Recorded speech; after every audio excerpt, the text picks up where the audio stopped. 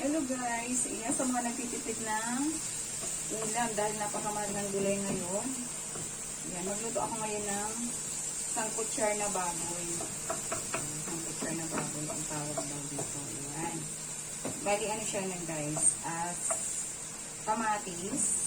Ayan, igigisa mo na yung kamatis, bawang at sibuyas. Then yung yung baboy bali ano na siya. Pinatuyo ko na siya sa nilagyan ko siya ng konting tubig din, pinatuyo ko na rin siya para lumabas na yung kanyang mantika, yan na siya, para nag-brown na yung baboy. Ang gagawin ko ngayon guys is nagisa na ako ng bawang at sibuyas at ihalo-halo na rin natin siya. Ayan, maglagay na din tayo ng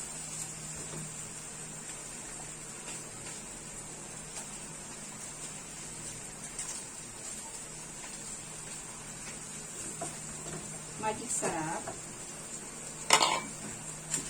Ayan, magic sarap.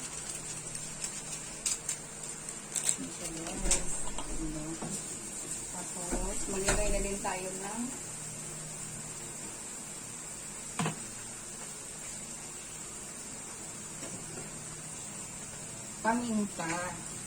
pamintang powder. Depende sa inyo kung crack or powder. Sa akin kasi guys is powder na lang ilalagay. Pamintang powder. Ayan. Tapos lalagyan na natin siya guys ng pinakasabaw. Ayan. Tansyahin nyo na lang guys yung sabaw niya kasi baka marami naman yung sabaw ang unti ng baboy. Tansyahin nyo na lang. Tapos hayaan lang muna natin siya kumalo.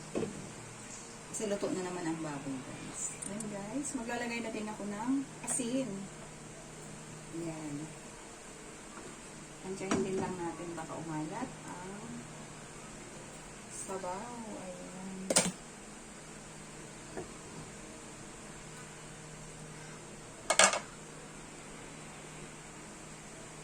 Try natin ating isang kutsar na baboy. Ayan.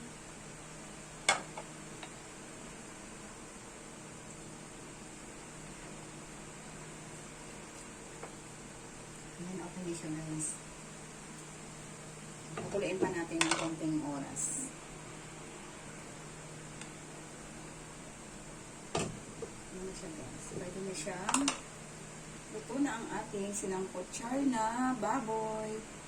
Ayan. Maraming salamat sa panonood.